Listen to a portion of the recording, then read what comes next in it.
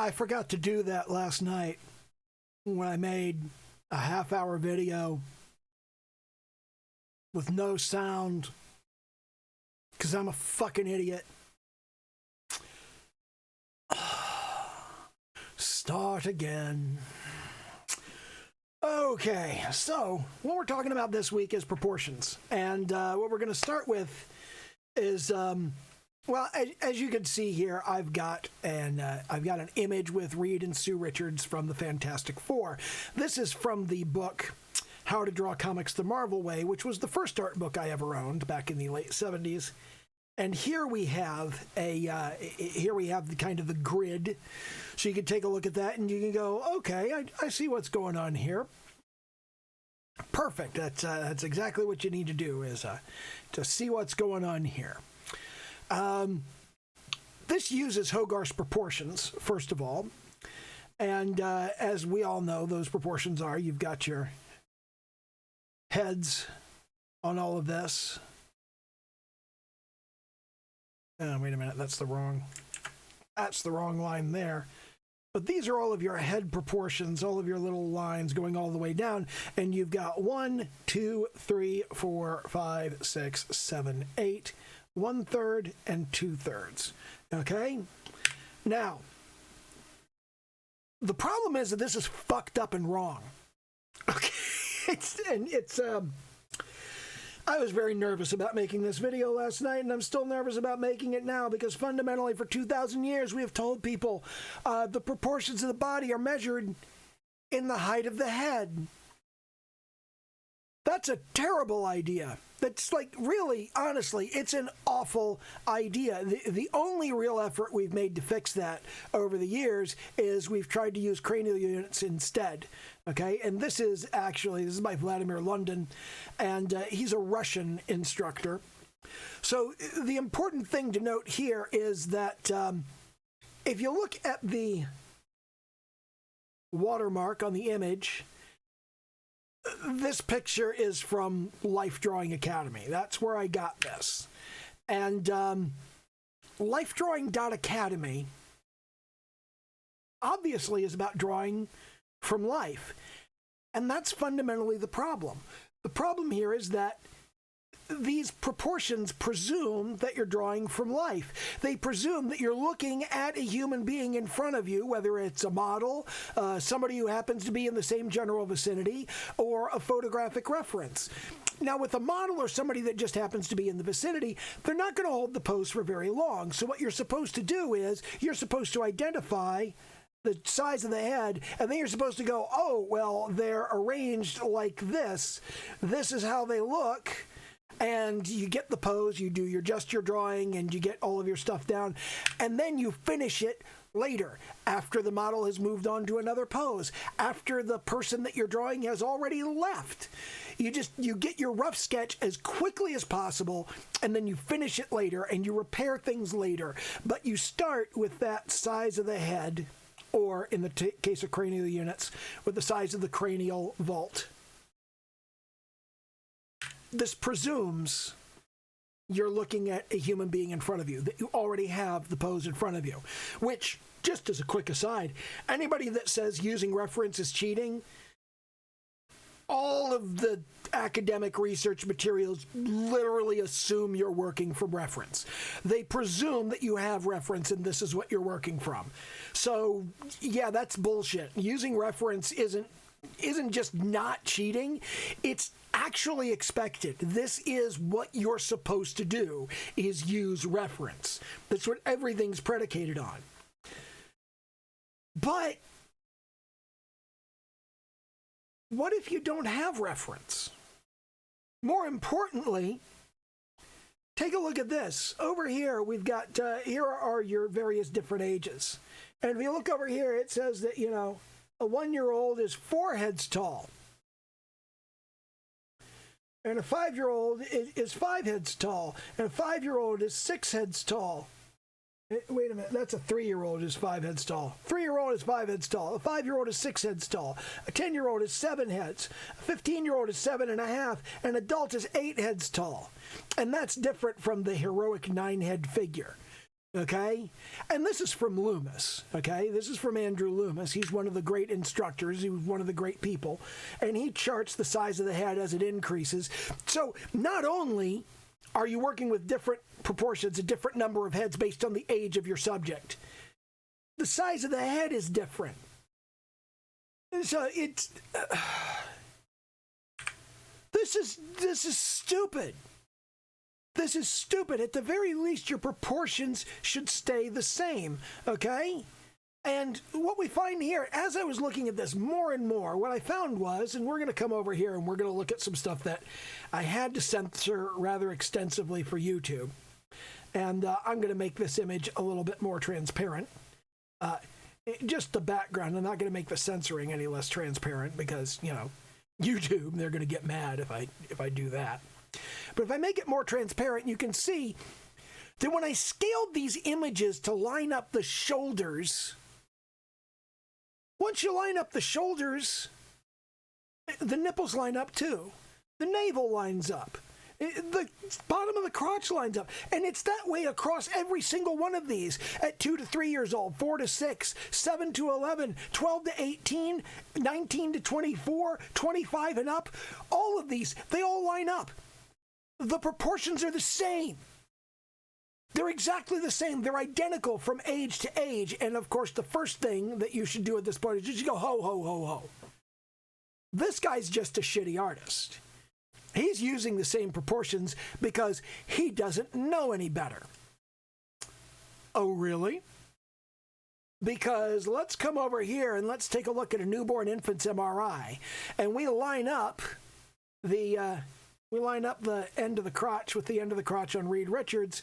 And hey, presto, here's your head, here's your neck, here's the chest, here's the belly, here's the pelvis.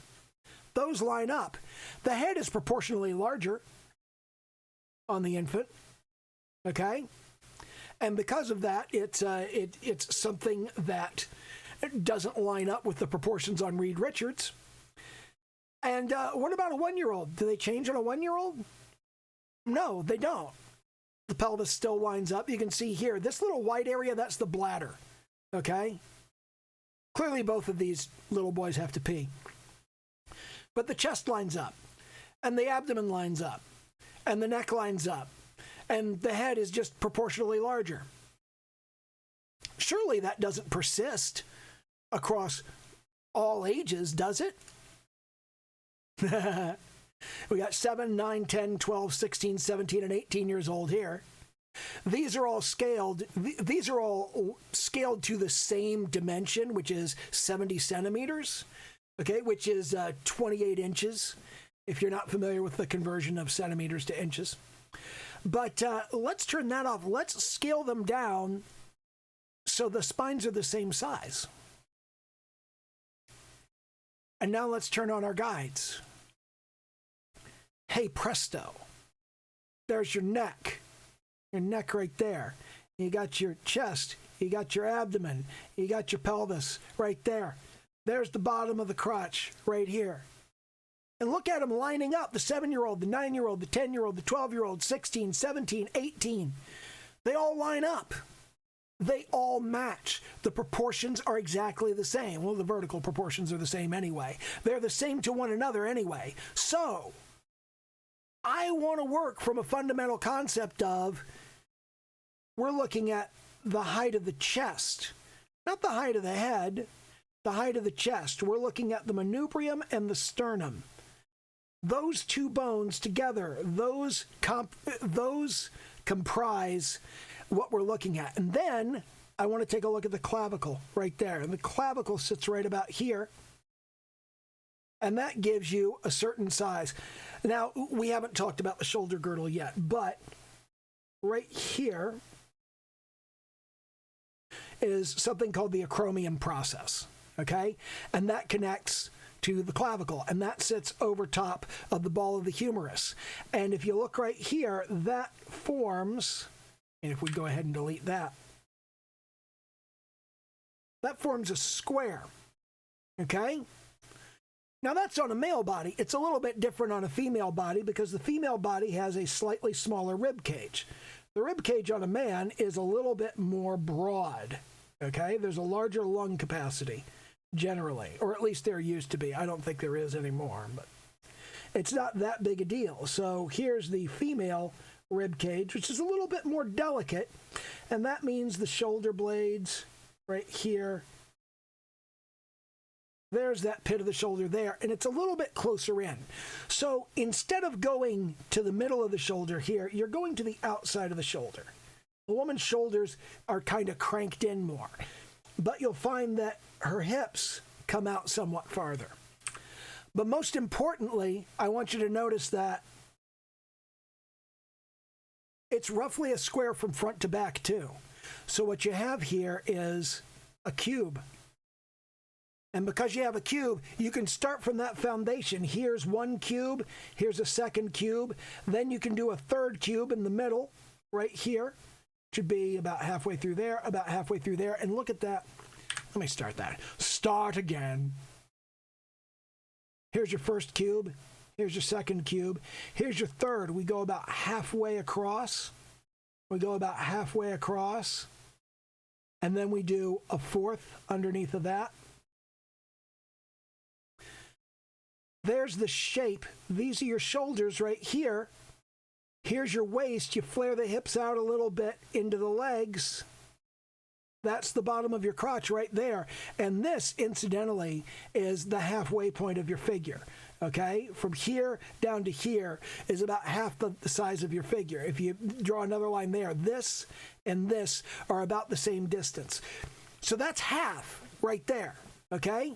Which means, obviously, you could do the math on that and you could go, since these are the same size as the head, you've got 1, 2, 3, 4, and down here you've got 1, 2, 3, 4, and then you've got a third for the foot, just like you've got a third up here for the neck. Okay? But if you start from this, if you start from, you've got a cube here, you've got a cube here, you've got a cube here. If you go 3 down and 2 across on the top, that gives you a pretty good start. Now, on a man, you're going to round this off pretty much the way it is. On a woman, you're going to round those corners off here. Unless you have a woman like Machiose over here. If you've got a big statuesque woman, she may have those big, broad shoulders. That's fine. There's individual variation on human beings. But using heads is wrong. And the reason using heads is wrong is because if we jump back over here to Loomis, I've got another layer here.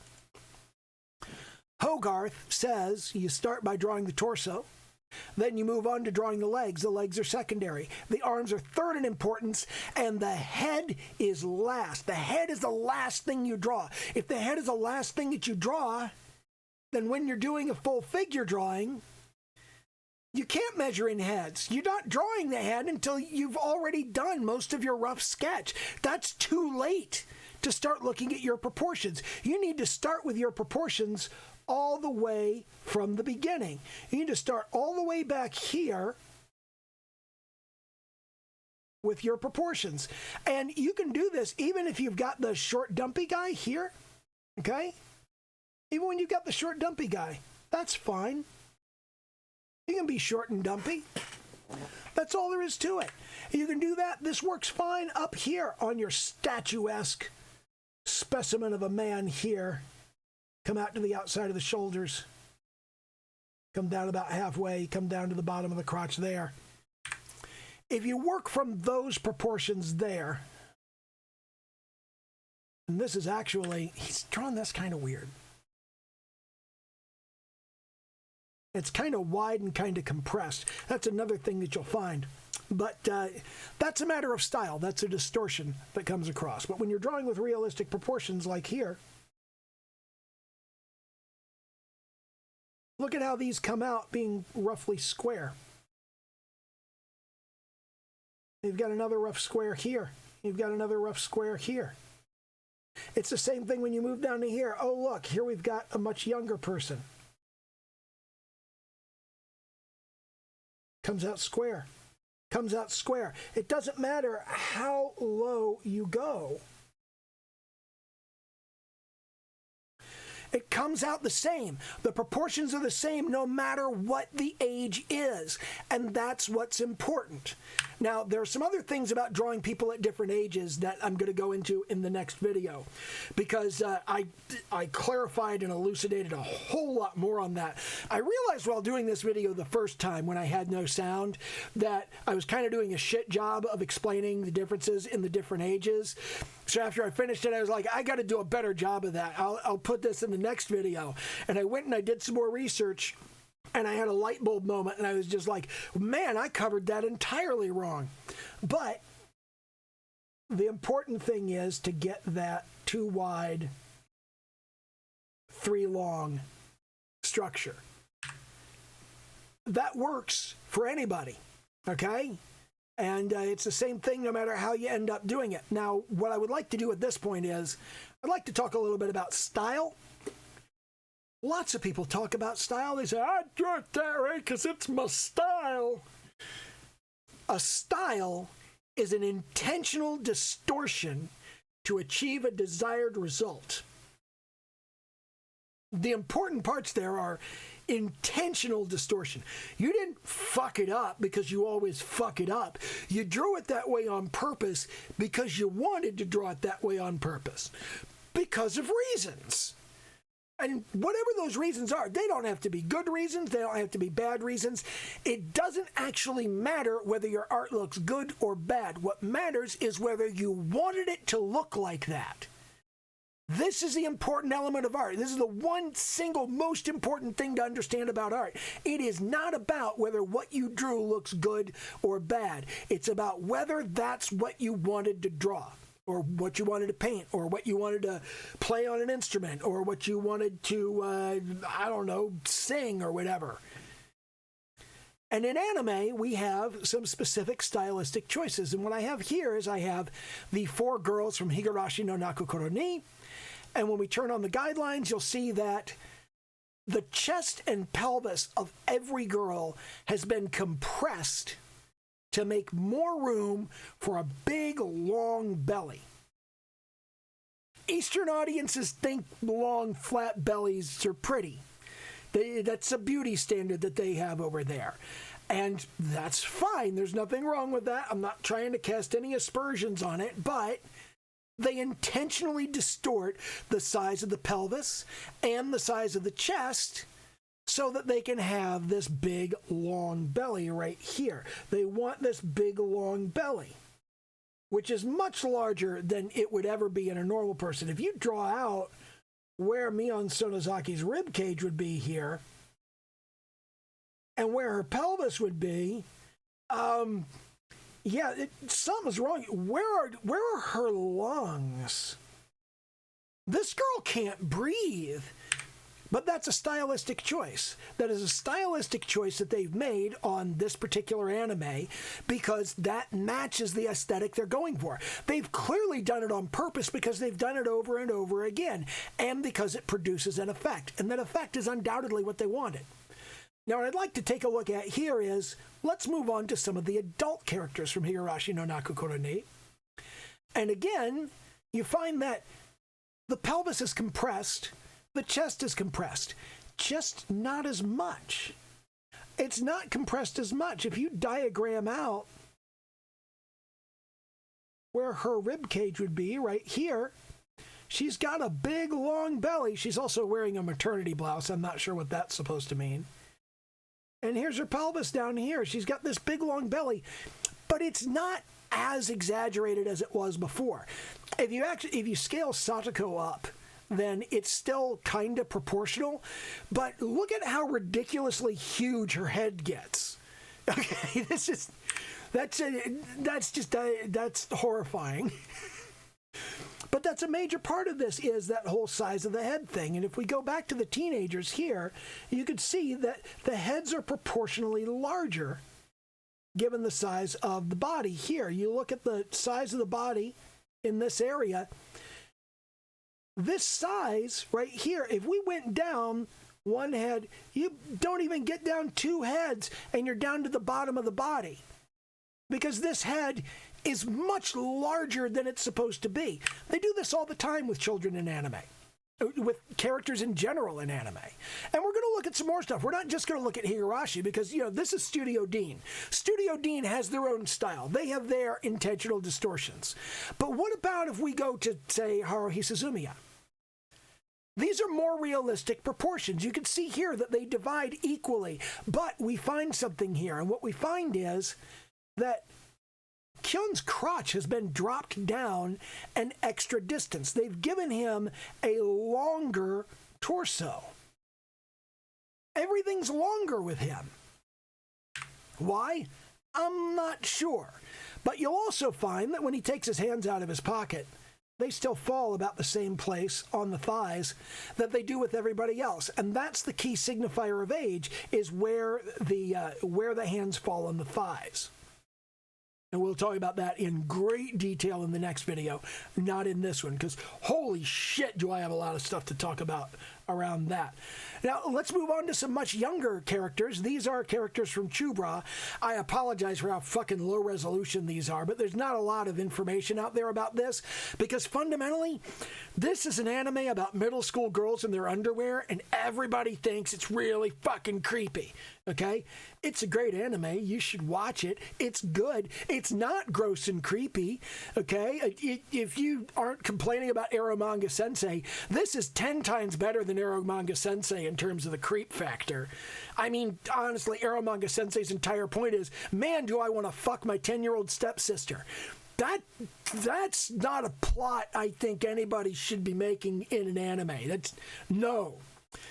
But if we pull up here the proportions, you find we've got a slightly expanded abdomen, because this is something they do over and over again. You also find that the male crotch has been dropped down a little bit.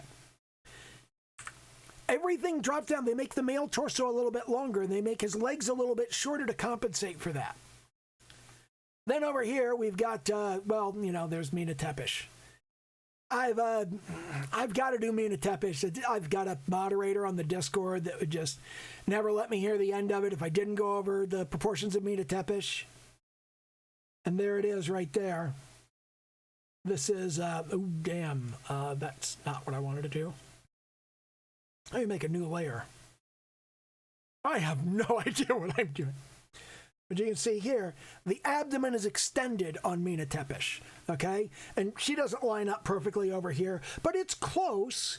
It's close to lining up, and you can see she's still got that extended abdomen, okay? And that's just the way that a lot of anime characters are drawn, with a greatly extended abdomen and a longer torso if they're male. And then, of course, you got to come over here to Girls High, because I'm kind of in love with Hakari Koda. I don't do the waifu thing, but if I did, that's her. And if you turn on the guide here, I just worked with Yuma, because the thing about Yuma is that she's standing up more or less straight here. So it's easier to go in and go, well, there's our nice realistic proportions. When you look at the size of the head matches. You got these nice realistic proportions. You don't have to stylize in anime. Different anime have different styles and different methodologies, okay? But one of the important things here is I want you to notice that the hands come down about halfway on the thighs. They come down to these levels, and it's very important to recognize that here, Ogawa is not a young girl. Ogawa is a small girl. And that's clearly evidenced by where her hands fall on her thighs, because they fall in about the same place that they do for the other girls. When you look over here, you look at Eriko. Eriko's hand falls in about the same place that Ogawa's hand does, right here, okay? And when you bring those down and you have them actually land on the thighs, it's now clear from the length of the arms compared to the length of the legs that she's not this tiny, tiny character. And that's tremendously, tremendously important. That is probably the most important thing that I can get across on all of this is when you're trying to draw characters and you're trying to make them a particular age, this is what you want. You want to place the hand on the thigh. Let's go back to Loomis for a second. If we go back to Loomis, you can see the hand falls in different places. It drops lower and lower as the individual ages. You can see here, from 15 to an adult, it doesn't grow that much, okay? But the difference in where his hand falls on his leg, the arm doesn't come up much at all because the arm grows. The knees don't come up much at all because the legs grow. The arm falls in almost the same place on both of these, but it drops down just a little bit further on the leg. That's important. The position it falls on the leg is about the same for all of these because these are adults. Adults, this is where it falls on the leg. Here's an adult, here's a teenager, here's a slightly younger, here's an older child, here's a younger child, here's a toddler, here's an infant. And you can see that the hand is rising upward on the body. It's not reaching as far down on the leg. And I'm going to cover that in excruciating detail in the next video. But I got a lot of materials to create for that. And I do want to shout out a big thanks to Bum Numba One for actually telling me that there was no sound on the video. I was wondering why it was really not getting traction, and I think that may have been it. So I think I've covered everything. You know what I missed is horizontal proportion. And I do want to kind of sort of cover that a little bit, not too much. I just want to kind of point out that when you go from the side of the head here, all right, from the side of the head, there's a little distance out to the waist on a man, and there's a little farther distance out to the edge of the chest. Whereas on a woman, it's almost exactly the opposite. You come down alongside the head here, and then you come out to the chest, and then you come out farther to the hip, okay? It's the waist that lies right in line there. The female waist lies all the way in there, and the female hip lies way out here, where the shoulder only comes out to about here. So that's kind of the distance that you're looking at there. And we're still talking about, once again, do not measure in heads, measure in breastbones, measure in sternums. Sternums, sterna. It would be sterna. Sternum, sterna. Not to be confused with sterno, which is a whole different thing. Make yourself some squeeze out on the row. You know why Aqua Velva comes in 3 different colors? So the bums can mix B-52s. But you kind of carve off the edge. You carve off the edge of the square for a woman, and for a man, you bulk out the shoulder. You put a little extra muscle on there. Okay? That's the difference between the man and the woman in terms of actually roughing that out. But that's the important thing. Stop using heads. Use this structure instead. And remember, these are not just shapes. They are volumes that exist in space. They are 3-dimensional volumes that exist in space, and the arms hang off of them instead of just being like lines on a page. It's never just lines. You're always representing volume. Always, always, always volume. Front, back, middle, sides, all of that sort of thing. Never lose track of that. Shapes on a page is not what you're drawing. You're drawing volume. And I think that's pretty much everything that I covered except the stuff that I wanted to push off to the next video. So again, I apologize for uploading a completely silent video. I'm sorry for all of you that looked at that. And I never have any idea how to end these. So again, Paige from Holly Brown, okay, bye. She's my role model.